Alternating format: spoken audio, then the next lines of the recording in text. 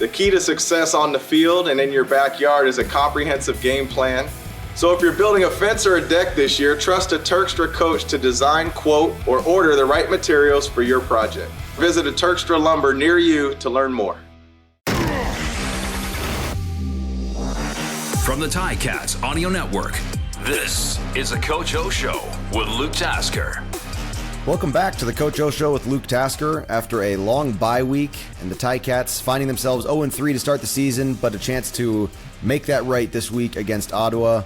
That's Saturday at 7 p.m., Saturday the 8th, 7 p.m. Coach, it's great to see you. How's the bye week?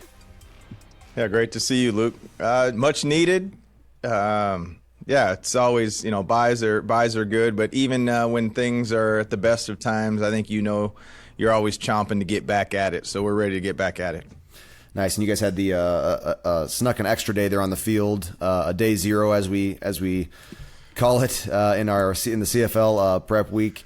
What did that look like? Is Montreal in the rearview mirror, or were you breaking down that film still?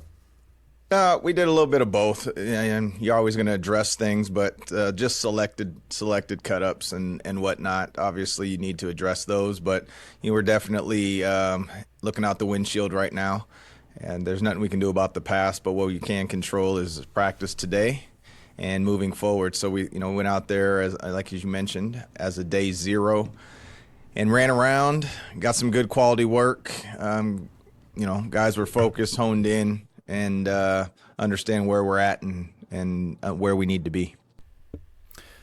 As you think back to the Montreal game, obviously disappointing loss, but what's your biggest takeaway from that game? What are you pointing out to your team as you run through that film?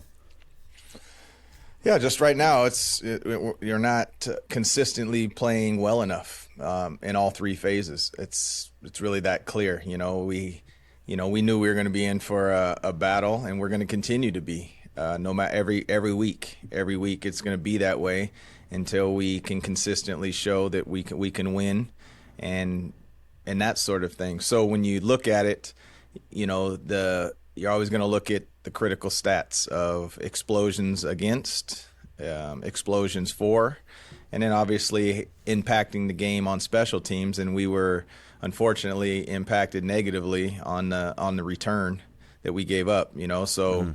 We had, 14 of those points. We're lining up for extra points. And so, be it the pick six or the touchdown on special teams. And, also we didn't get off the field on second and long on defense. So it's you win and you lose as a team. But when you talk, your comment to me was, what are you pointing out? You're pointing out the deficiencies in all three phases, and you're working to correct those.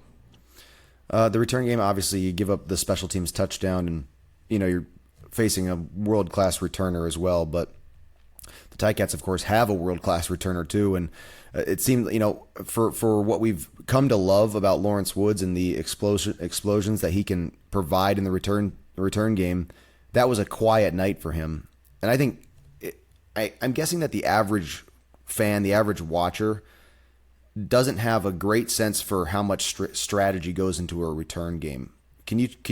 What can you adjust to inform a listener? What can be changed about a return game? It's not just a bunch of guys running down the field. There's strategy and responsibilities out there. And how do you correct a game where you weren't getting those explosive returns?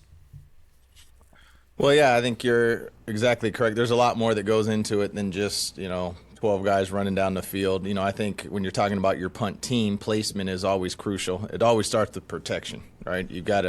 Nothing else matters if you can't protect the punter. It's no different than protecting the quarterback.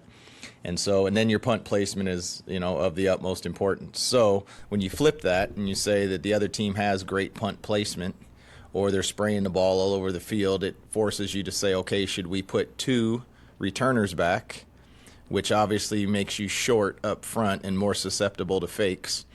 And that's something that the average listener or onlooker wouldn't obviously pay huge attention to. So there's that, and then there's the strategy that comes in. There's people on the other team that are professionals and make a lot of great plays. So are you choosing to double those people? And if you are doubling them, you're letting somebody else have a one-on-one matchup, and that's the strategy of it. When it comes, and then I think when it comes to, like I said, the punt team, there's just certain things when you have a dynamic returner you're going against, you just can't let them get going, right? And we've got to set hard edges, and we were soft, and he was able to get around it. And when you do that, just like you said, we have a dynamic guy, and if he's able to get that, so I think they did a good job of maintaining their lanes. We didn't. Oftentimes for a star returner, you got to get them going, and so after that, it's usually up to the returner, right? Once you bust through the first time, it's usually their natural ability that takes over. So sometimes you get bottled up, and that was one of those times, and that's not conducive to playing consistent winning football. Offensively, Matt Schultz, lots of great throws out there. I mean, some really impressive and throws downfield into tight areas that they completed. And of course, you've got the 2 interceptions. And something struck me that from our show in previous weeks, where you said you look at a game and you recognize the mistakes, and then you ask yourself as a coach, what's the likelihood of those happening again? What was your take on the 2 interceptions with Matt Schultz? I mean, to me, Matt Schultz is no rookie, right? I mean, he has legitimate experience. He's won games. He's a trustworthy guy. He's not a young quarterback, but it seems like those 2 interceptions are the kind of things that stick with a quarterback, and you see it when you're on the field again, where okay, I'm not going to make that throw again to the wide side of the field, to that sort of that 10-yard that just past the flat to that side, just too long of a ball flight. Does that strike you in a similar way, where it seems like a mistake that's not going to be likely again? Well, there's a couple ways to look at interceptions. One, obviously, are we going through our reads? Are we doing what we're asked to do? Sometimes the DB makes a great play. Sometimes you're fooled on it. Sometimes they're tip balls, and they get intercepted. And where I'm going with this is that none of them help winning, right? And Matt made a lot of great throws, and I'll say that we didn't run a very crisp route on that last interception.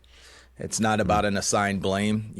Luke, you've been around, and you know that I've said this ever since I started coaching DBs, even when I was the coordinator, and I said it in front of you as the head coach. And that is, at times, I wish there weren't any numbers or names on the jersey, because it's not about singling out a person. Like, when we take a penalty, it affects the Hamilton Tiger Cats, not that person. When you throw an interception, it affects the Hamilton Tiger Cats. When you get an interception, it affects the Hamilton Tiger Cats. And so, you try not to get into the player specifically. That's what you sign up for in pro ball. We don't run from it, but internally, it's not about the individual person. It's about what we can get accomplished. So, the interceptions are never timely, but not all of them are equal. Yep. I can think back to plays where I was the cause for an interception at times, for doing something outside of the design of the play. But of course, the quarterback wears the badge of blame for each of those. Let's get a fan question in. This one is from Tony in Burlington. Coach, it seems like the Ticats in recent history have been a pass-heavy team and have not run the ball as much as other teams. First, do you agree with this? And if so, is this a result of strategy and preference, or would you like to have a more prominent run game? It's just the personnel that you have and that it's suited for a heavy pass offense. Yeah, it's a fair question. Thank you, Tony. I think every football team every year is different. I don't think there's any doubt that we've been probably a pass first offense, since I've been here, even as a coordinator. I think when I was the coordinator is what I'm saying, since 2013, it's kind of been that way. Part of it is definitely strategy. Part of it is the makeup of your football team. Part of it is the person calling the plays, for sure. And each game kind of unfolds different, so, like when when you were playing, Luke, and, let's just use 19 for an example, where, we're finding the end zone all the time. Like, it's like, why would we go for one? I don't even know why we had a kicker that year. We're going for two. You just stay out there. Like, you're just rolling. Speedy's in his praying. You're healthy. We were healthy that year. Things were rolling. And so you don't slow the ball down. You just let it keep rolling. And so, yeah, in a perfect world, you'd like to be a little bit more balanced. As hard as that is to do in the Canadian Football League, it's not four down football. So I just think that's just kind of the way we've been.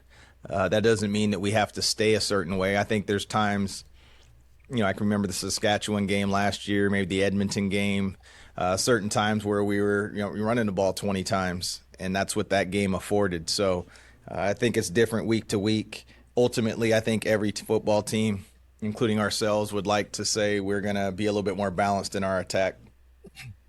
Yeah. Tony, thanks for that question. That's Tony in Burlington. And fans, you can send your questions to gameday@ticats.ca. Put in the subject line, question for Coach O for the Coach O Show. We choose one every week, and that's been a fun part of the shows that we've done here. So thanks to Tony there. Coach, as you're getting ready for the Ottawa game, they found their first win against Edmonton. What are you looking at in the Red Blacks? What stands out to you as a strength that they have right now? Well, they're coming off a win. They were struggling. They hadn't won at home in quite a while, so that was a huge thing for them. I imagine they're a confident group when you turn the tape on. I say this every week, but it's the truth. You turn the tape on, and they seem to play pretty hard. They've got a win with the new quarterback. Whether we see Jeremiah or we see Adams, I don't think it matters. I think that they're going to have a certain amount of confidence, and it should beg for a great ball game, a great challenge.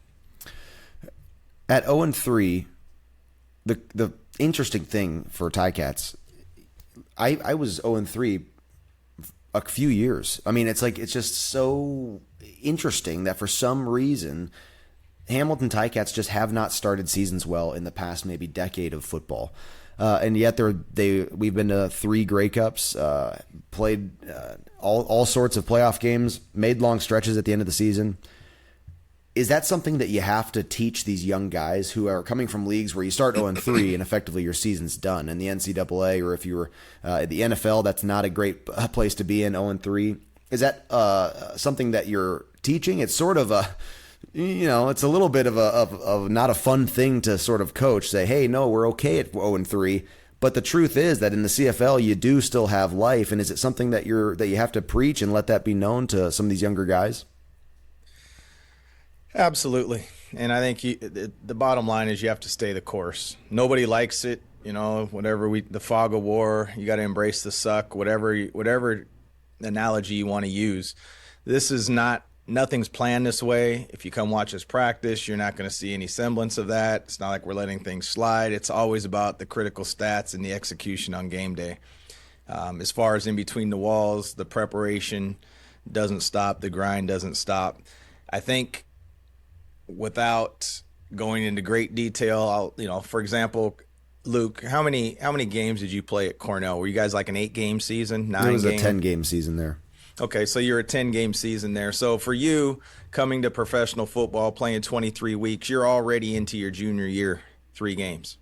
Yeah. So, you're a junior, yeah. Okay? So for you sports that play 8-9 games, they're juniors by the end of the year. They've never played this much football, and that's just the physical part of it and laying that out for them. And I've explained that to the team. Even people that are in, playing the NCAA play 12 games. Okay, you're a sophomore now. You got 2 seasons we're playing here. So you got to learn how to practice like a pro, prepare like a pro, take care of your body like a pro. With that being said, because it is a couple of seasons, let's keep it in perspective, and that is you do have time to get things turned around and to get it right. You always want to be playing your best ball at the end of the year. Nobody desires to be 0-3. And if you don't start making strides, you dig deeper holes. But focusing on that is focusing on an uncontrollable factor, and we just won't do that. we're going to move forward.